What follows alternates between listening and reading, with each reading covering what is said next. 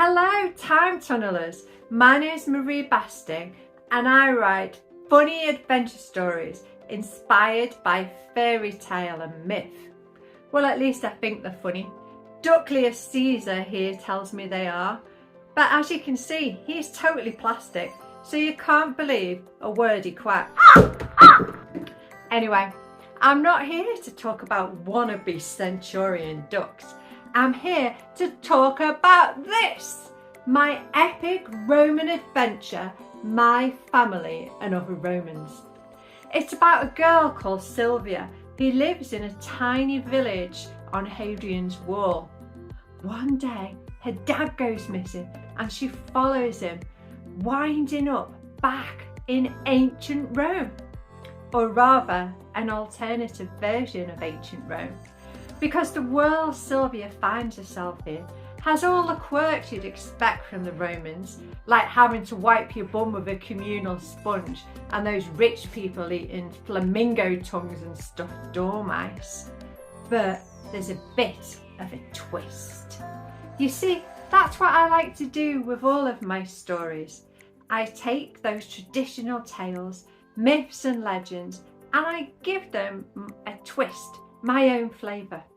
In My Family and Other Romans, that twist is live action roleplay, or LARP, a type of role-playing game. As Sylvia says in the book, it's part acting, part dressing up, and 100% awesome. There are lots of types of LARP, including fantasy, horror, sci-fi, and yeah, even historical. Most of them are pretty simple, relying on the imagination, but others have elaborate sets inhabited by people in amazing costumes. It's perhaps the only place where you can be a centurion, cyclops, or a sorceress for the day and still go to the chippy on the way home for your tea. As a writer who likes to mix things up, I thought it would be interesting to ask the question, what if a keen LARPer who thought they were on the set of a game actually found themselves back in ancient Rome? And of course, this is what happens to Sylvia. And as you might expect, she was pretty taken aback by this. But believe me, it was nothing compared to when she found out she had a cyclops for a sister. Yeah.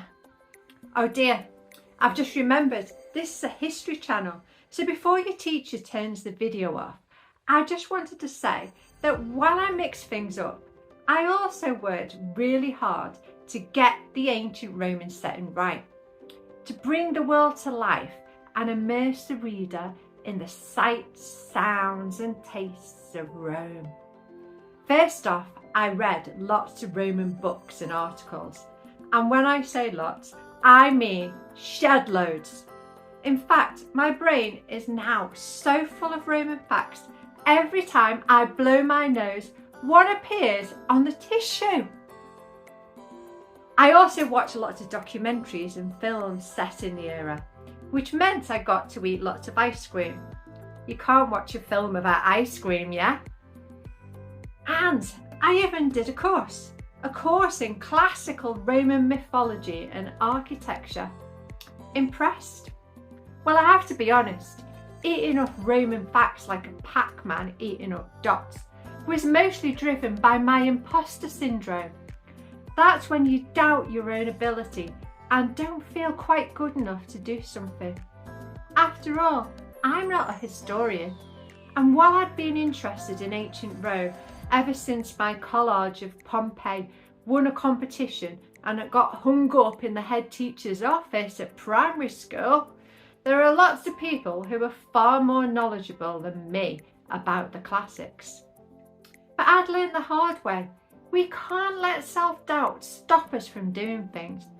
And so I decided I'd just do my best and see what happened. And look where that led.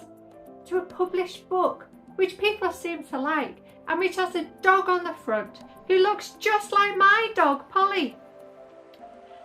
So maybe next time you're worried you can't do something, you remember this video and think, hey, if that Marie woman with the cute dog could put away her imposter syndrome and be good at history and writing, then maybe I can be too. Maybe I too can look at things in a new way and give them a twist. Maybe my difference is my strength.